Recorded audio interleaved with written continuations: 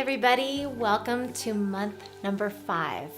And this month, I'm going to show you how to add some motion to your quilting with the Amelia ruler. This ruler is inspired by flying geese. So I'm sure that we've all heard of a flying geese type quilting block. So it's typically a piece block. Well, with the modern movement, we've seen a lot of flying geese quilting designs, and we're going to incorporate some of those into this quilt with curvy flying geese. So that's going to add a lot of movement and direction to our work and really just kind of add some excitement to the overall piece and to the visual aesthetic of the piece. So I hope you're having a great time again. Hope you're learning lots and lots, and this is one of my favorite rulers, so I know you're going to love it. We're going to begin this design working from the corner of block number 5 and just kind of going off the upper right hand corner of the quilt. Now there are many different kind of wavy lines that you'll see that you've marked already, and some of them are going to be reserved for some of the feather designs that we're going to do in later months, but for this one we're going to use that main curve that we've marked. I find that from an aesthetic standpoint, things will move better if they begin in the larger shape, working from a lower left corner and then starting to become smaller as you work upward. So it creates a little bit more weight at the bottom with the larger shape and then a lighter feeling with the smaller shape as it moves upwards towards the upper right hand corner of the quilt. And that's just something that's a personal opinion.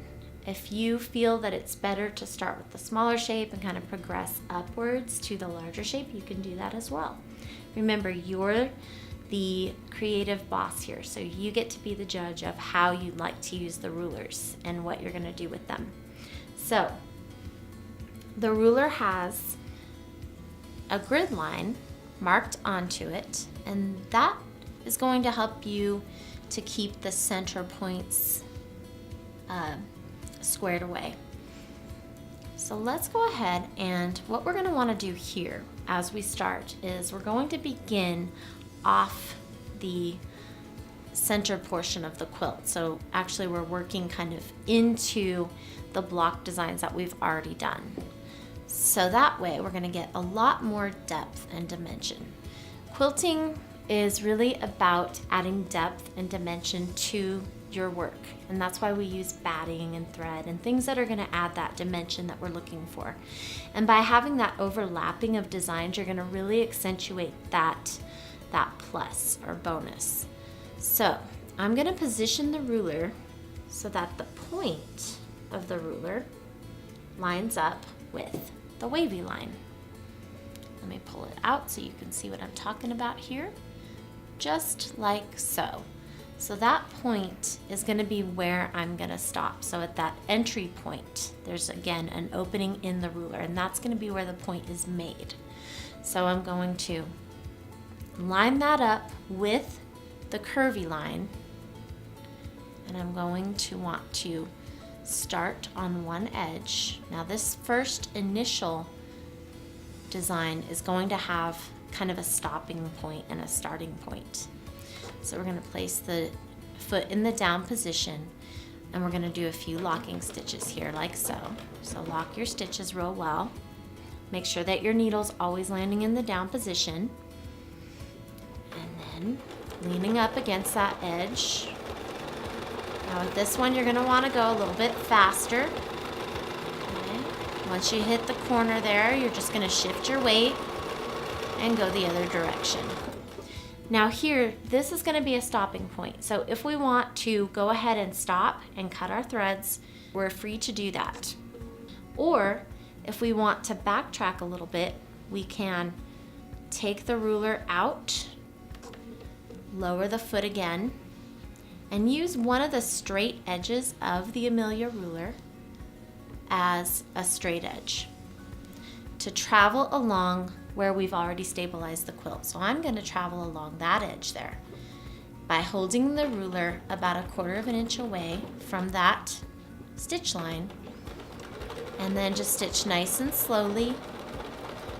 And what I'm going to do here is I'm going to travel to the line that I've drawn, the little wavy line.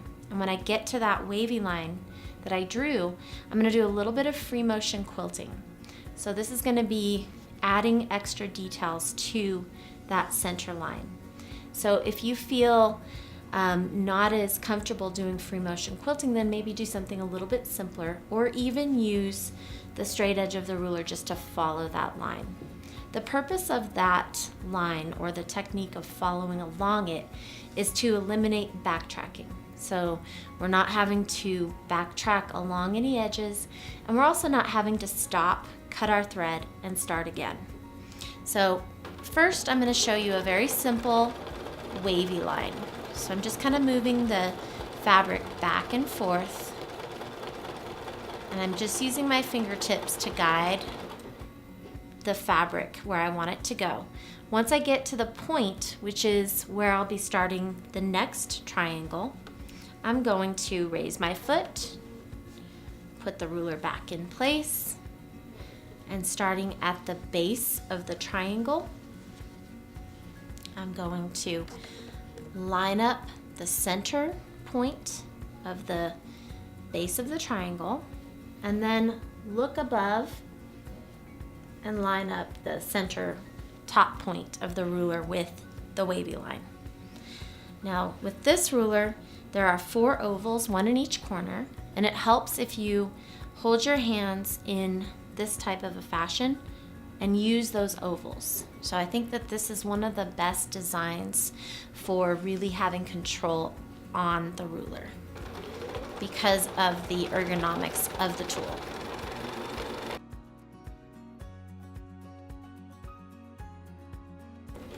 If you need to stop and reposition your hands, go ahead and stop the quilting and then reposition whatever you need to reposition. Don't try to do all of those things as you're quilting or as you're moving. That's when you're going to end up with a little hiccup. Here we go. Now we're going to work right on back down. Once you feel the corner hit, then you just shift your weight. Manage your bulk. Now, here I'm going to show you something a little bit different. I'm going to show you how to incorporate a different type of a design. So we're going to do more of a figure 8 design here. So this one's a little bit more advanced. So if you feel like you're wanting to try something a little bit different, this is your shot. So I'm just going to go back and forth from left to right, incorporating a little teardrop shape. Trying to work in a very even fashion so that my stitch length stays consistent. And then that allows me to travel back up to the point again, so that I can just continue sliding my ruler. This is probably one of my favorite designs to do with ruler work. It's a real versatile design. It adds a lot of movement and excitement in your quilting. So anytime I do this quilting design throughout the body of a quilt, it gets a lot of attention because it does add that movement, and people like to see movement when they're looking at quilts. All right, here we go again. Okay, keep on rolling that bulk.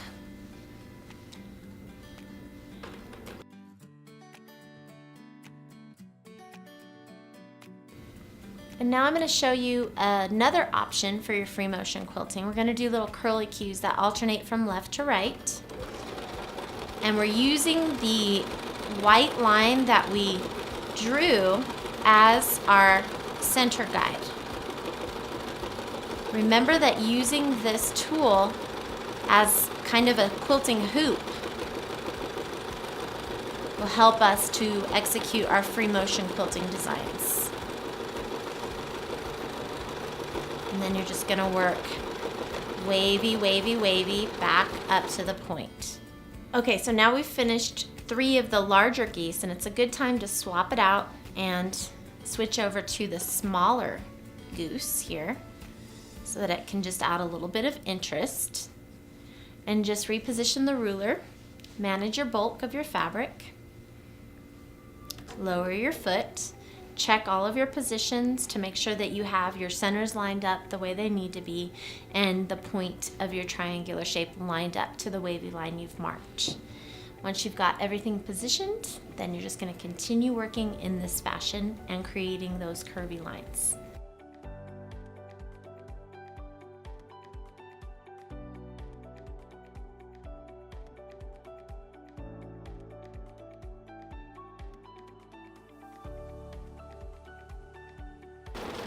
This is a great design to keep practicing that weight distribution. You'll start to find a nice rhythm in which edge you're leaning onto. And then if you need to pause before you do your free motion quilting, that's a good place to do it.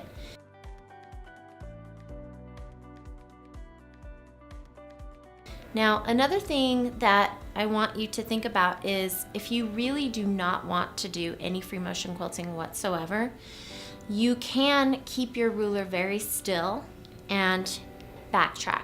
So let me show you on the next one how that's going to work. So let's keep on moving up, lining everything up. Okay, so I'm going to work real hard on this one to keep my ruler in its position. And that doesn't mean pressing down on the ruler. You're not pressing down really, really hard on it.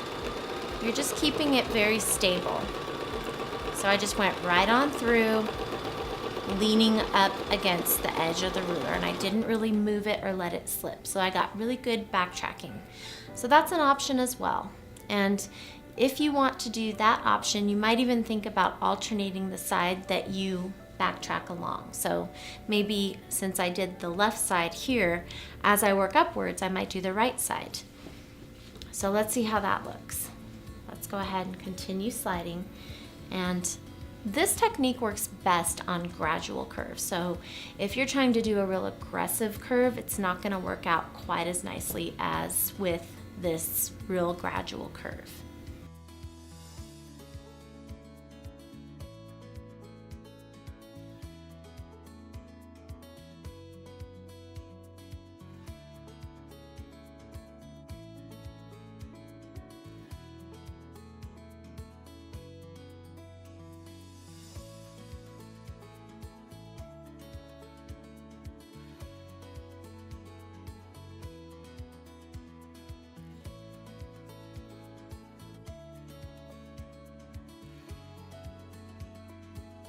As you start to approach the circle, so you're going to meet up with that block that we did last month with Daisy May. So as you meet up with that circle, you're going to want to just let it kind of fall into the shape. And this is where we're going to kind of let that shape fall underneath the previous shape, the circle. So just go ahead and reposition your ruler.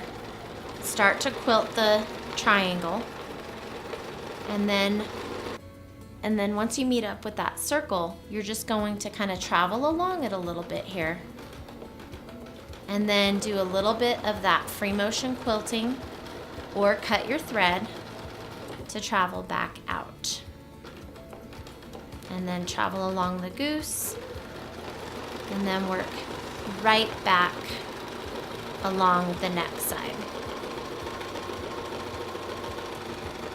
So that's going to give us the really neat dimension that we're looking for with our quilting. And then on the other side, we're going to do the same thing, just let that shape kind of fall right underneath the circular shape as it approaches it. And then you're just going to slide through the circle and let it pop out the upper edge of that circle in the same way that we've done.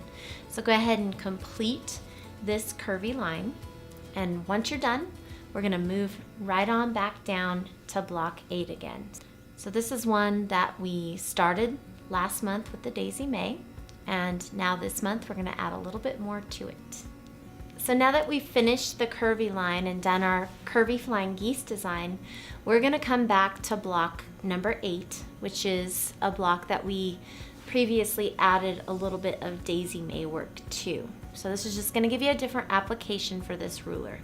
Remember to be thinking of different techniques and different designs that you can do with the various rulers, because you don't want to have a tool that you can only use for one design. You want to make sure that you're thinking of different things that you can do. This is a very, very versatile tool that you can use in a lot of different applications. And with it being the size of a traditional flying geese block or border in terms of the measurements of it, you can use it to do inner kind of echo sections of a border design or a block design. So there's a lot of different things you can do with it. Now here, going back to block number 8, we're going to use the larger of the two triangles, and we're going to bring the tool up so that we're looking at this small registration line, and we're going to line it up here with the edge of our triangle, the edge of our block. Now we're also going to line up the center point, and we're just going to do one triangle here. That's just going to kind of add a little bit of balance to our quilting. When you have too much open space, it can add a little bit of wrinkling to your quilting. Alrighty, so here we go. Alright, so just a few small kind of locking stitches in place.